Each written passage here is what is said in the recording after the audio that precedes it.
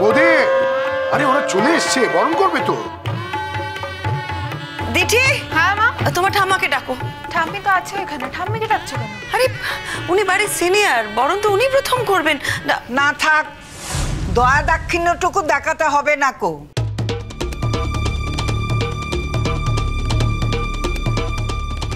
বাড়িতে নতুন বউ এসেছে, ঢোকার মুখে এমন কিছু করবেন না যাতে মেয়েটা ভয় পেয়ে যায়।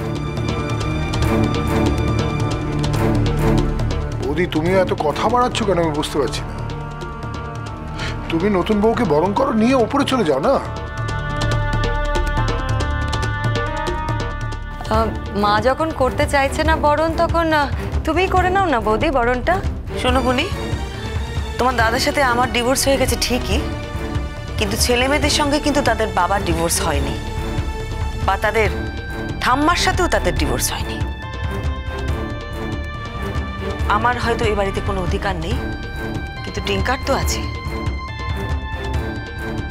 তার বউ, তার এই বাড়িতে অধিকার আছে, সে এই বাড়ির বউ।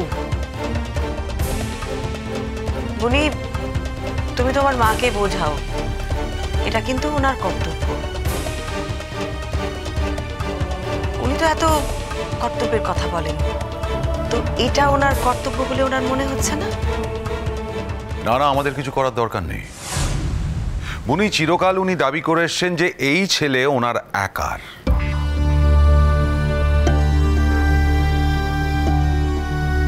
তাহলে এই ছেলের জন্য আমাদের কাছ থেকে উনি কর্তব্য কর্ম আশা করছেন কেন? অনিন্দ, নতুন বউটা বাড়িতে এসেছে, তুমি এত ছেলে মানুষই কেন করছো বলো তো? এসব কথা পরে হবে না, এখন তোমরা এই কাজকর্মগুলো করো, নাহলে ওর খারাপ লাগবে। আন্টি, আমি তোমাকে একটা কথা বলি, তুমি তোমার ডিউটিটা করে নাও না। দেখো, তুমি ভদ্র মানুষ, তুমি ঠাম্মিকে রিকোয়েস্ট করেছো বরণ করতে, ঠাম্মি যখন রিফিউজ করেছো তখন ঠিক আছে।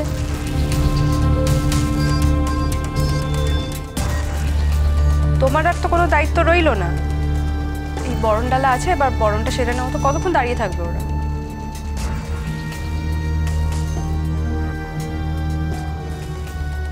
এদের বাড়ি কি কিচ্ছা শুরু হয়েছে বলতো? তাই না তাই, কেউ কম যায় না। যেমন বুয়া এত বয়সে আর একটা বিয়ে করে কি কেলেঙ্কারি করলো, তেমন এখন তো দেখছি শ্রীময়ীও, ওই যে একজন ভদ্রলোক আসে না, তার সাথে তো এখানে সেখানে যাচ্ছে। আচ্ছা, তোর স্বামী পুরুষ মানুষ একটা করেছে বলে তোর করাটা কি উচিত হচ্ছে? তাই তো, যাকে বাদ দাও, আমাদের আর কি। তাছাড়া আমাদের এই বিয়েতে আসতে বলেছিল, আমরা এসছি, আর আমাদের কি দরকার বলো তো? ওদের ব্যাপার ওরা বুঝেনি। কি হলো, আপনি বরণ করবেন না? মা, আমি কিন্তু আর দাঁড়াতে পারবো না। তুমি তো নিজে দাঁড়িয়ে আছো, সকলকে অনুরোধ করছো, সেটা আমায় দেখতে হবে। তুমি প্লিজ তোমার কাজটা করে নাও। না টিঙ্কা, আমার জন্য তুমি কোনো কিছু থেকে বঞ্চিত হও, সেটা আমি একেবারেই চাই না। আমি এটা কোনো কারণেই ভুলে যেতে পারি না যে তুমি এ বাড়ির মানুষ। থাক, এত কথার দরকার নেই। দাও দেখিনি, দে। শোনো নাথ বউ, তোমাকে কতগুলো দরকারি কথা বলি। তুমি তো এই বাড়ির বউ হয়ে এলে, বউ হয়ে এসেছো বলে সব সময় ওই টঙে উঠে বসে থেকো না, কেমন? নিচের লোকজনের একটু খোঁজ খবর নেবে, তাদের একটু দেখভাল করবে, তাদের সাথে চারটি কথাবার্তা বলবে, বুঝেছো? শোনো, তোমাকে আর একটা কথা বলি, তোমার শাশুড়ি মা এখন এ বাড়ির কেউ নয়, এটা বুঝেছো তো? আমি এখন সব, সেটা তুমি ভুলে যেও না। ঠাম্মি এবার বরণটা করবে না বাবু, কাজের কথাগুলো না প্রথম দিনই বলে না ভালো, তাই বলে নি। হ্যাঁ, বরণটা করছি।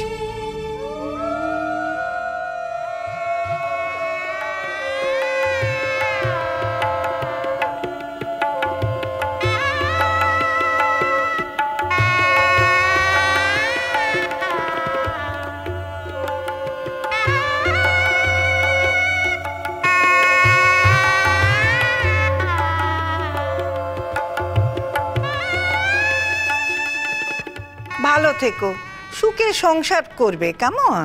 আর একটা কথা বলি, এবারই সবার যদি মন জয় করতে চাও তাহলে জুনের সঙ্গে তুমি ভুলেও কিন্তু খারাপ ব্যবহার করবে না গো, কেমন?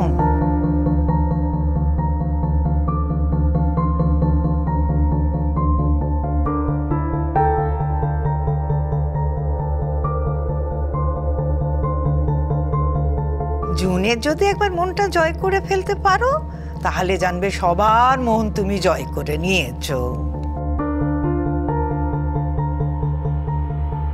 আমার জুন, সে কিন্তু যে সে মেয়ে নয়, সেও কিন্তু চাকরি বাকরি করে তোমারই মতো, আবার ঘর সংসারও সামলায়।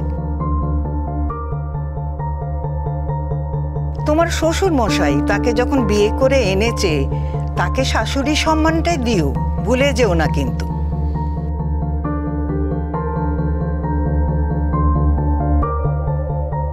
নাও গো, আমার শেষ হলো, ধর। কতগুলো কাজ তুমি এমন করো না মা। আজ বুঝবি না ডিঙ্কা, একদিন বুঝবি। আমি যেটা করেছি একদম ঠিক করেছি। এখন তুই আর বেশি কথা বাড়াস না, চুপ করে দাঁড়া। দাও।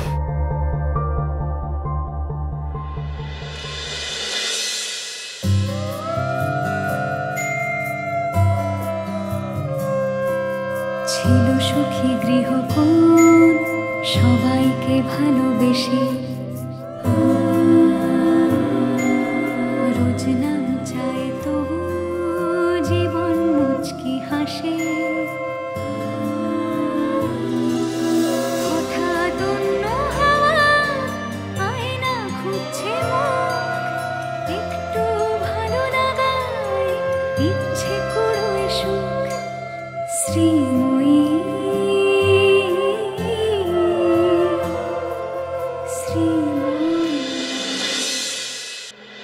অঙ্কিতা, তুমি তো বাড়ির বড় বউ, এসো এবার তুমি বরণ করবে তো। কেন, এখানে কি আর বড় আর কেউ নেই নাকি? কি হলো, আমার জুনকে তোমার চোখেই পড়ছে না বুঝি? ও তো সেজে গুজে বরণ করতেই এসছে, তাই না জুন? না মানে অ্যাকচুয়ালি শ্রীময়ী তো সবসময় ভীষণ ডিউটিফুল, ছোটখাটো সব ব্যাপার নজর রাখে, তো তাই জন্য আমি ভাবছিলাম আর কি। তা আমার মনে হয় না আমার বৌদি এতটা বোকা। যাকে বৌদি, বরণ তো হয়ে গেছে, এবার বাড়িতে তোলো ওদের। হ্যাঁ জুন, তুমি কি ওদের বরণ করতে চাও? টেকনিক্যালি তো আমি শাশুড়ি, তো সেই জন্যে। না না, তুমি যদি বরণ করতে চাও আমার কিন্তু কোনো আপত্তি নেই। আমার ছেলের বউকে তুমি ভালোবেসে বরণ করতে চাইছো, এটা তো ওদের কাছে একটা পরম পাওয়া। বুড়ি, তুমি কি ওদের বরণ করবে? না না থাক, ওরা যখন আশীর্বাদের আসরে বসবে আমি তখন ওদেরকে আশীর্বাদ করবো। এখন আর বেকার ভিড় বাড়িয়ে লাভ নেই। মা, আমার মনে হয়ে গিয়েছে, আমি উপরে গেলাম। ডিঙ্কা শোন না, এখন তাহলে কি কি হবে? জুন, হ্যাঁ কি করবে বলো তো? কিয়া তো আছে। কিয়া, তোমার কোনো আপত্তি নেই তো? না না, আমার কি আপত্তি থাকবে? থ্যাংক ইউ কিয়া, চিরকাল আমি তোমার এই কথাটা মনে রাখবো। কিয়া, তোমার হাজবেন্ড যখন এখান থেকে চলে গেল তখন তুমি কেন দাঁড়িয়ে আছো বলো তো? ওই ভদ্রমহিলার বরণ পাওয়ার জন্য? তোমার যে বরণ পাওয়ার এত আকাঙ্ক্ষা সেটা আমরা বুঝতে পারিনি। না না অঙ্কিতা, আসলে তো নতুন বউ, এত কথা হচ্ছে, হয়তো কনফিউজ হয়ে আছে। বৌদি, তুমি একটা কাজ করো না, ওকে ঘরে তোল প্লিজ। হ্যাঁ সে তো তুলবো, কিন্তু জুন তুমি। জুন, যখন কেউ চাইছে না তুমি বরণ করো তখন ওসব করার দরকার নেই। না না, আমি কিন্তু চাই তুমি বরণ করো জুন। এখন তুমি যদি আমার কথা থেকে অন্যের কথাকে বেশি গুরুত্ব দাও সেটা তোমার ব্যাপার। এটা কিন্তু পরে বলো না যে আমি চাইনি বা আমি বারণ করেছি। সেই জন্য তোমাকে বারবার করে জিজ্ঞেস করছি, তোমার যদি ইচ্ছে করে তুমি বরণ করো, আর যদি না করো তাহলে আমি ওকে ওপরে নিয়ে যাই। অ্যাকচুয়ালি এই বাড়িটা যখন আমাদের, আর আমাদের বাড়িতে যখন বউ হয়ে এসেছে তখন আমি বরণ করবো না, তা কি হয়? এই ফোনটা একটু ধরো না প্লিজ। Thank you. মাসি যাই। এসো। মিঠুদি দাও।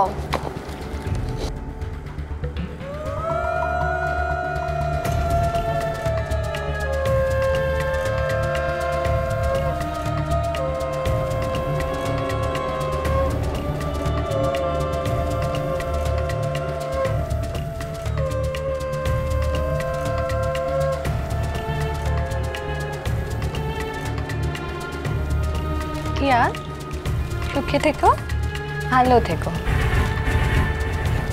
আর আমরা কিন্তু তোমার শুভাকাঙ্ক্ষী।